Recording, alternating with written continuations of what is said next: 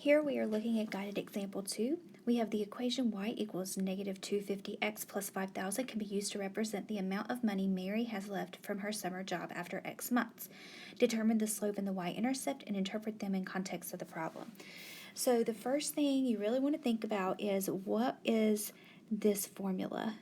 Okay, so remember we're thinking y equals mx plus v.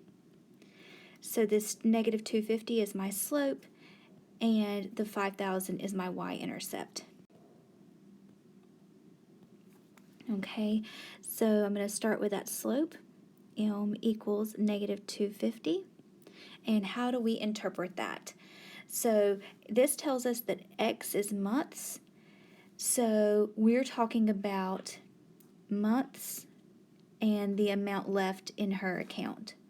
So this should be the amount left in her account over the number of months. So you could say the amount of money in Mary's account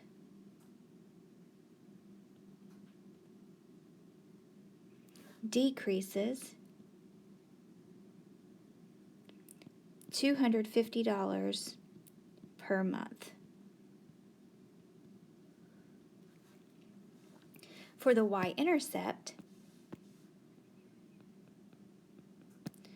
we're going to write our ordered pair 0, 5,000.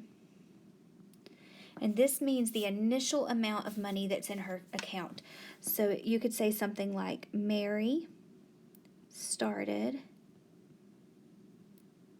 with $5,000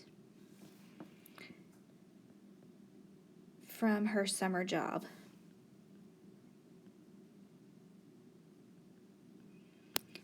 Interpretations may be written slightly different, but they should mean the same thing.